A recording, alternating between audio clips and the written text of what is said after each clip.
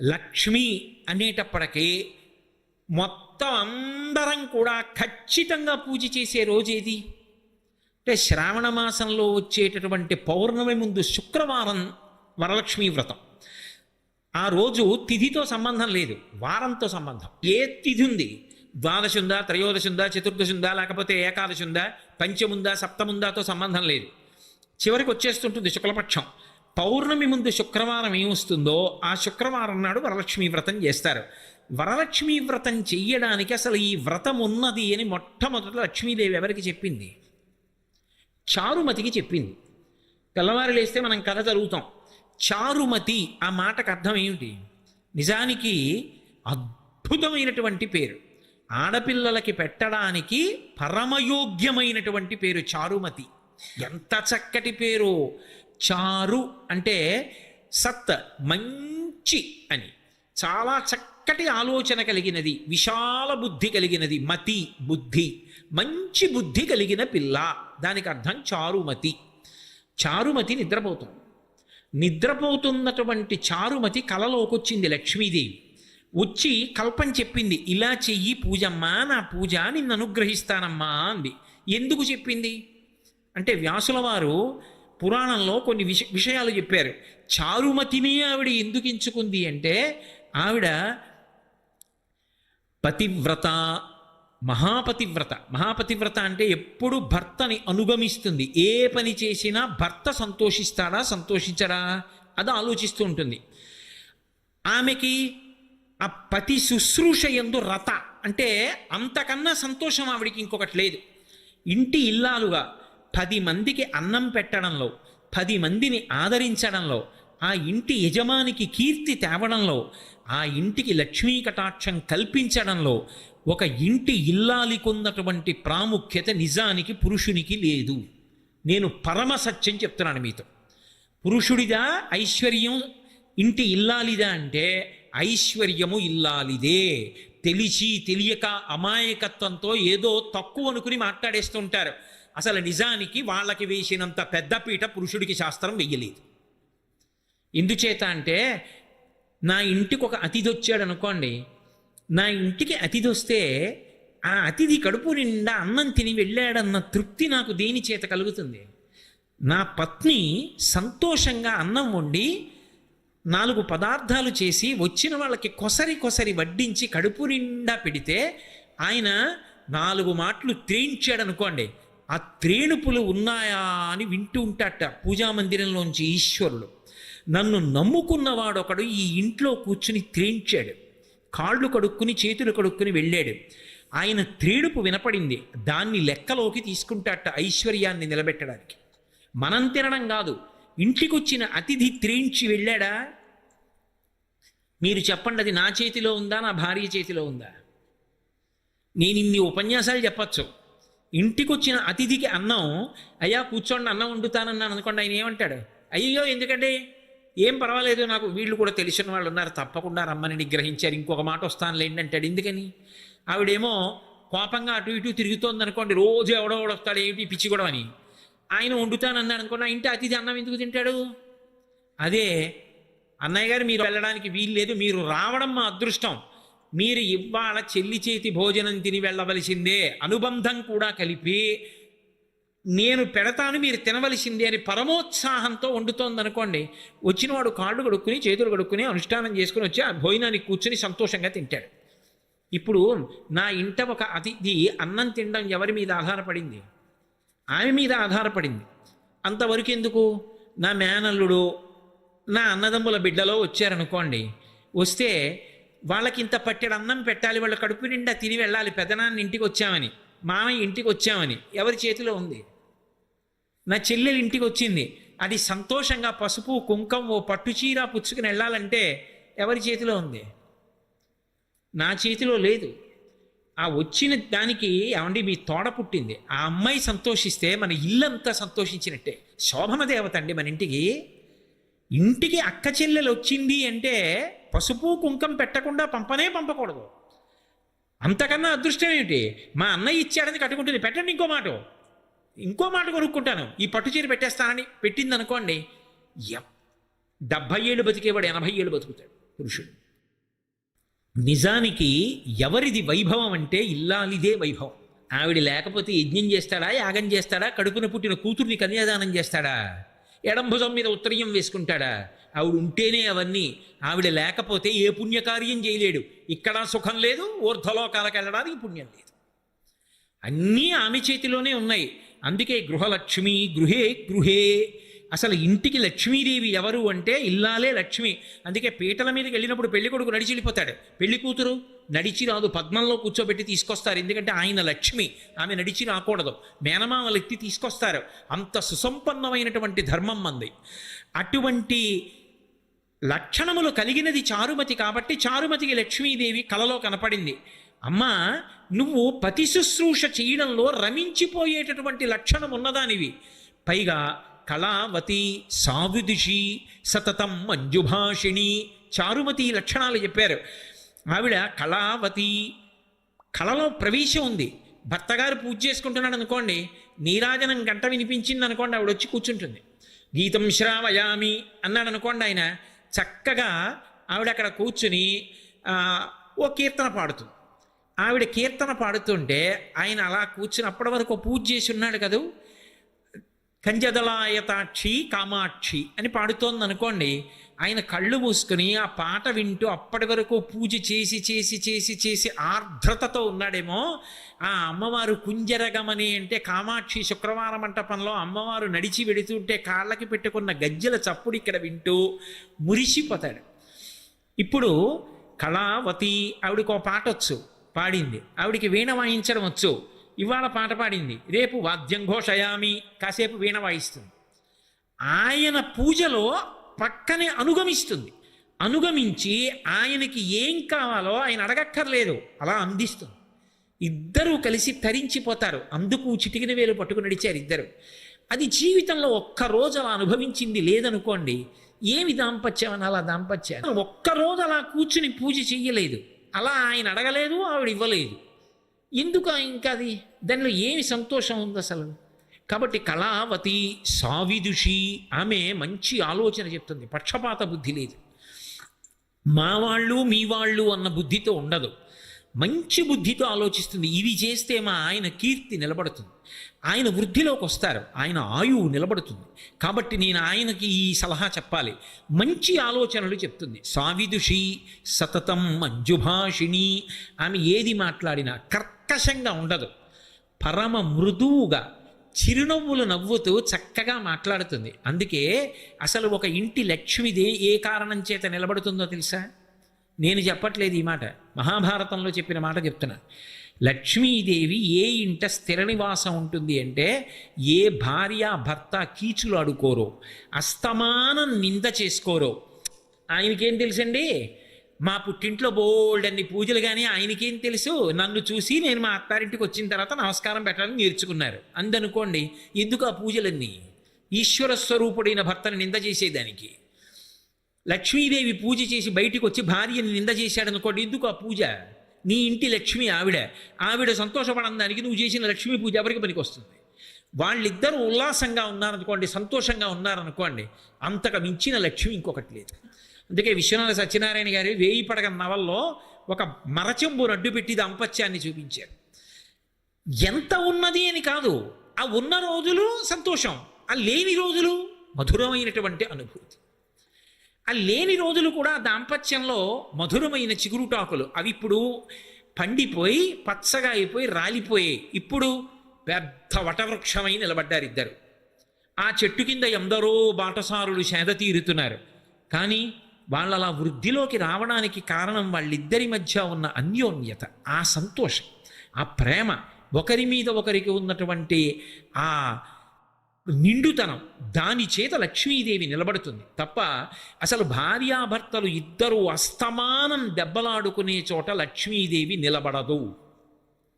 కాబట్టి మంజుభాషిణి, ఒక్కొక్కసారి తిరస్కరించవలసి రావచ్చు, ఇది కుదరదు చెయ్యలేను అని చెప్పవలసి రావచ్చు, ఇది చెయ్యకండి అని చెప్పవలసి రావచ్చు. కానీ అది చెప్పడంలో ఒక అందం ఉంటుంది. అది ఆ సరళంగా మాట్లాడినటువంటి తీరు ఆకర్షిస్తుంది. మీరు ఏదో ఒక విషయం చెప్పాలనుకున్నారనుకోండి, అయ్యా మీరు చెప్పిన ప్రవచనం విని నాకు లక్ష్మీ కటాక్షం గురించి ఒక్క ఆలోచన వచ్చింది, మీతో పంచుకోవచ్చా అని అడిగారు అనుకోండి. అయ్యో ఏమిటి చెప్పండి అంటాను. మీరు చెప్పిన కన్నా ఇలా కూడా చెప్పచ్చు అనిపించింది అన్నారనుకోండి, నేను ఇప్పుడు పనిలో ఉన్నాను, మీరు తర్వాత మాట్లాడతారు కానీ అంట. మాట్లాడడంలో తేడా. మాట చేత దగ్గరికి చేరాలా, మాట చేత దూరంగా పోవాలా అన్నది నిర్ణయింపబడుతుంది. అందుకే ఆ మాట కూడా ఏమిటి అంటే లక్ష్యం. నీకు కటాక్షం ఎందుకు వచ్చింది? ఒకరికి దగ్గరయ్యావంటే మాట తీరు, ఒకరికి దూరంగా పోయావంటే మాట తీరు. కాబట్టి మంజువాదిని, ఆ మాట మాట్లాడడంలో ఆ మంజులంగా మాట్లాడడం అనేటటువంటి లక్షణం ప్రత్యేకించి గృహిణికి ఎందుకు చెప్పారు అంటే, ఆటు పోటు షాక్ అబ్జార్బర్లు కార్లకే ఎందుకండి అంటే, అదే రహదారి మీద ఎడుతుంది, గోతుల్లో పడుతుంది కాబట్టి. ఇంట్లో తెల్లవారి లేస్తే ఎన్ని విషయాలో చక్కబెట్టేది ఎవరు అంటే ఇల్లాలు. అందుకని ఆమెకి సహనము చాలా ఎక్కువ అవసరం అవుతుందని అంత ఇబ్బందిలో కూడా అలా మాట్లాడగలగడం ఆవిడ గొప్పతనం. మంజుభాషిణి, ఆవిడ పేరు చెప్తే ఆమెని కన్న తల్లిదండ్రులు, ఆమె అత్తగారు మామగారు కూడా మురిసిపోతారట. అందుకే అటువంటి ఆవిడ్ని ఎంచుకుంది తప్ప ఎన్ని లక్ష బిల్వార్చనలు చేసింది, ఎన్ని బంగారు పువ్వులు చేయించింది, లేకపోతే ఇతరత్రా పనులు ఏం చేసింది, ఇవేవీ లక్ష్మీదేవి చూడలేదు అని మీరు గుర్తుపెట్టుకోవాలి. చారుమతి వృత్తాంతం చదివితే. అంటే లక్ష్మీ కటాక్షమునకు హేతువేది అంటే ఎవరు ఇంటి లక్ష్మియో అక్కడ ప్రారంభం. ఇప్పుడు ఆవిడ వరలక్ష్మీ వ్రతం ఇలా చెయ్యమ్మా అని చెప్పింది. వరలక్ష్మీ వ్రతం ఇలా చెయ్యమ్మా అని చెప్తే చారుమతి ఏం చేయాలి? భర్తను లోపలికి పిలిచి, ఏమండో రాత్రి లక్ష్మీదేవి కల్లోకి వచ్చింది, మన ఇంటికి వస్తానంటోంది, వ్రతం చేయమని చెప్పింది, ఈ సంబారాలు పట్టరండి, ఎవరన్నా అడిగితే చెప్పకండి, ఎందుకోనో ఏదో పని ఉంది మా ఆవిడ ఏదో చేసుకుంటుంటని చెప్పి తెచ్చిసేయండి, అందరికీ తెలిసిపోతే వాళ్ళకు కూడా లక్ష్మీ కటాక్షం వస్తుంది అనుకోండి. అందనుకోండి, ఆవిడ చారుమతి కాదు, మహాస్వార్థపరురాలు. మీరు చారుమతి వృత్తాంతం వరలక్ష్మీ వ్రతం కథ చదివినప్పుడు మీకు ఒకటి కనిపిస్తుంది. చారుమతికి లక్ష్మీదేవి కనపడి చెప్తే చారుమతి చేసిందా, చారుమతి ఇతర ఇల్లాళ్లతో కలిసి చేసిందా? అందరితో కలిసి చేసింది ప్రదక్షిణం. అందరికీ ఆమె ఆభరణాలు. అంటే తనకే ఉండాలన్న లక్షణమా, అందరికీ ఉండాలన్న లక్షణమా? ఆ సద్బుద్ధి మొదటి లక్ష్యం. అది ప్రసాదము. ఈ ప్రసాదమునకు హేతువు పాత్రత. ఈ పాత్రతగా చెప్పడమే వరలక్ష్మీ వ్రతం యొక్క కథ. అంతేగాని కథ గడగడగడగడగడ చదివేసి ఎంత నగ చేయించాం, ఎన్ని తులాలు తెచ్చాం, దానికి ఎక్కువ ప్రాధాన్యత ఇస్తే లక్ష్మీ కటాక్షం ఉంటుంది అని నేను చెప్పడం సాహసమేమో. కాబట్టి పాత్రత నిలబడము అంటే అసలు ఆ బుద్ధి కలగడం. ఆ బుద్ధి ఆవిడ అనుగ్రహంతో కలగాలి. ఆవిడ అనుగ్రహం కలగాలంటే ఒక్క నమస్కారం చాలు ఆవిడికి. పెడితే ఆవిడ అనుగ్రహాన్ని ఇస్తుంది. ఇప్పుడు ఆ పాత్రత కలిగితే ఆవిడ వర్షిస్తుంది. ఈ ప్రసాద బుద్ధి పోయిందనుకోండి, ఇన్ని అనుభవిస్తూ ఒక రోజున ఇవన్నీ నేను సంపాదించినవే, భగవంతుడన్న వాడి స్థానం పోయింది అక్కడ. ఆవిడ అనుగ్రహం ఇంత పైకి ఎత్తింది అని అనలేకపోయాడు. అనలేకపోతే ఆవిడ ఏం చేస్తుందంటే, నువ్వే సంపాదించావు కదూ, ఏది నీ ప్రయత్నమే చేయి వస్తుందేమో అంటుంది. ఇప్పుడు సిరిదా వచ్చిన వచ్చును సలలితముగ నారికేళ సలిలము భంగిన్, సిరిదా పోయిన పోవును కరివెంగిన వెలగపండు కరణిని సుమతి. అప్పుడు బుద్ధి చెప్తుంది. ఇదే విషయాన్ని పురాణంలో భూతద్దంలో పెట్టి జరిగిన కథని చూపిస్తారు మీకు. అందుకే చూడండి, దేవేంద్రుడు అంతకన్నా లక్ష్మీ కటాక్షం ఉన్నవాడిని ఇంకోటిని చెప్పరు. అంత లక్ష్మీ కటాక్షం ఉన్నటువంటి దేవేంద్రుడు ఒకానొకప్పుడు ఐరావతం మీద వెళ్ళిపోతున్నాడు. వెళ్ళిపోతున్నప్పుడు దుర్వాసో మహర్షి ఎదురుగుండా వచ్చారు.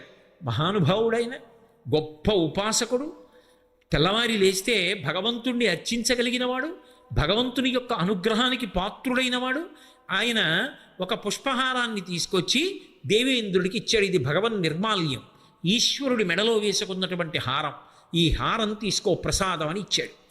ఆయనకి భగవతి ఇచ్చింది. ఆ హారాన్ని ఇంద్రుడికి ఇచ్చాడు. ఎందుకు ఇచ్చాడు అంటే, అది ఇంద్రుడు తీసుకుని కళ్ళకద్దుకొని ఒకసారి తల మీద పెట్టుకుని పక్కన పెడితే ఆ అనుగ్రహం ఆయన యందు ప్రవేశించి ఆ ప్రసాద బుద్ధి చేత ఆయన బాగా నిలబడితే దేవతలు రక్షింపబడితే లోకాలు రక్షింపబడతాయని దుర్వాసో మహర్షి ఆలోచన. సద్బుద్ధితో ఇచ్చాడు. ఇదే సత్యనారాయణ వ్రతకథ. ప్రసాదము అనుగ్రహము. అనుగ్రహం అక్కర్లేదండి, భర్త దొరకలేదు. అనుగ్రహం కావాలంది, ప్రసాదం పుచ్చుకుంది, భర్త కనబడ్డాడు. ప్రసాదము అన్న మాటకు అర్థం ఏమిటంటే, కేవలం అది ఇందులో యాలక్కాయలు ఎక్కువ వేశారా, శనగపిండి ఎక్కువేశారా? పూర్వం తిరుపతి ప్రసాదంలో ఉన్నన్ని జీడిపప్పులు ఇప్పుడు ఉండట్లేదండి, దానికోసం ఆ తిరుపతి వెళ్ళావు. జీడిపప్పుల కోసం, ఏలక్కాయల కోసం, దాంట్లో ఉన్న తూకం కోసం, అందులో ఇన్నిపటికి బెల్లం ముక్కలు ఉన్నాయి, దానికోసం ఆ తిరుపతి వెళ్ళేది. అది ప్రసాదం, అది ఈశ్వరానుగ్రహం. జీడిపప్పుల కోసం, ఏలక్కాయల కోసం, దాంట్లో ఉన్న తూకం కోసం, అందులో ఇన్నిపటికి బెల్లం ముక్కలు ఉన్నాయి, దానికోసం ఆ తిరుపతి వెళ్ళేది. అది ప్రసాదం, అది ఈశ్వరానుగ్రహం. అంతేకాని దాని మీద వ్యాసాలు రాయడానికి, దాని మీద శల్యశోధనలు చేయడానికి కాదు అది.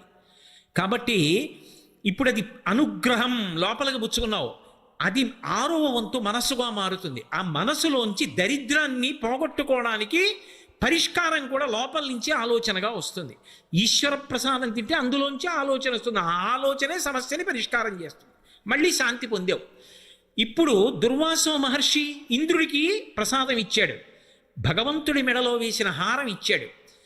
ఇప్పుడు ఆ హారం వేసుకున్నాడు, మెడలో వేశారు, ఉంచుకోవాలి, లేదా చేతికి ఇచ్చారు, తీసుకుని కళ్ళకెత్తుకుని వాసన చూసి తల మీద పెట్టుకుని పక్కన పెట్టాలి. ఎవరు తొక్కని స్థానంలో దాన్ని ఉంచాలి. ఇంద్రుడు ఏం చేశాడు? అహంకారం, నేను మహేంద్రుణ్ణి, నేను ఇంతటి ఐశ్వర్యవంతుణ్ణి, అందున ఐరావతం మీద పెడుతున్నాడు. ఐరావతం మీద పెడుతున్నప్పుడు ఇటువంటి ఏనుగు ఇంకొకడికి లేడు, దీని మీద పెడుతున్నాడంటే ఇంద్రుడు పెడుతున్నాడని గుర్తు. అటువంటి నాకు పూలదండోటి పట్టుకొచ్చి ఇచ్చాడు, అది కూడా వాడిపోయింది. ఎందుకని? భగవంతుడి మెళ్ళలోంచి తీసి తెచ్చినటువంటి మాల. ఈ మాల పెద్ద విషయం ఏముంది అని తీసి ఆ ఏనుగు కుంభస్థలం మీద పడేశాడు. ఇప్పటికీ మనం చూడటల్లా దేవాలయంలో భగవంతుడి మెడలో హారం తీసి వచ్చిన వాళ్ళకి ఇస్తే వాళ్ళు తీసుకెళ్ళి కారు కట్టుకుంటారు. ఇంద్రుడు ఏనుగు మీద బారేయడానికి ఎక్కువచ్చిన కారుకి భగవంతుడి మెడలో ఉన్న హారం కట్టుకున్న వాడికి ఏమిటి తేడా? ఒకటే. కాబట్టి ఇప్పుడు ఏమైంది? ఆ ఏనుక్కి ఏం తెలుస్తుంది? ప్రసాదం ఏనుక్కి తెలియదుగా, అది తొండం పెట్టి లాగింది పూలహారం, అది తినదది.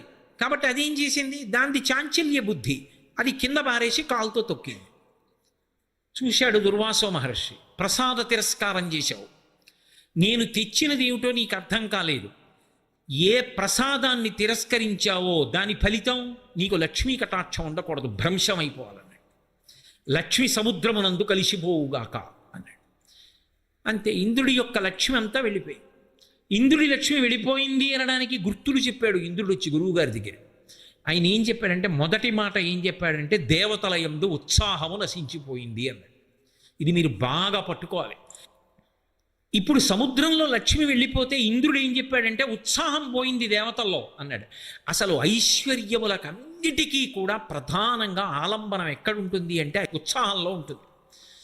ఒకసారి వస్తుంది, ఒకసారి పోతుంది, ఒకసారి కష్టం వస్తుంది, ఒకసారి సుఖం వస్తుంది.